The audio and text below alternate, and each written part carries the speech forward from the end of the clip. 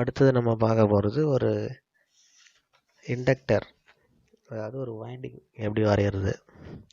இதுக்கு ஒரு 2-3 கமாண்ட் நம்ம பயன்படுத்த வேண்டியிருக்கும். என்னென்ன கமாண்ட் பயன்படுத்த போகிறோம்? முதல்ல ஒரு லைனை வரைஞ்சிட்டு அதுக்கப்புறம்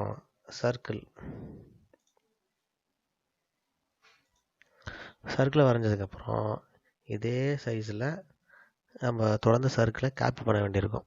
அதுக்கு என்ன பண்ணணும்? காப்பி கமாண்டை செலக்ட் பண்ணுறோம். Select object, enter. இதை அப்படியே காப்பி பண்ணி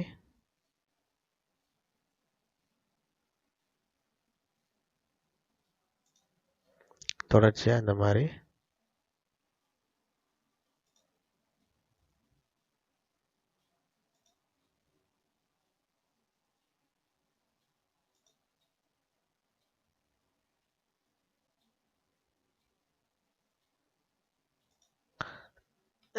பேஸ்ட் பண்ணிக்கிறோம், காப்பி பண்ணி.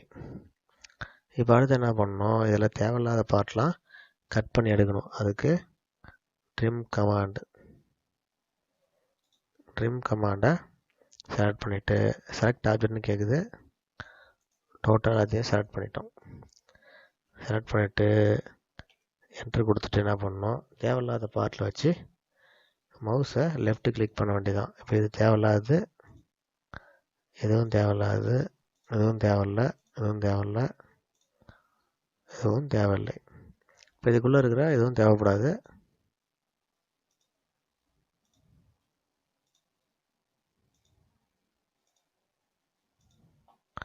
இப்போ உங்களுக்கு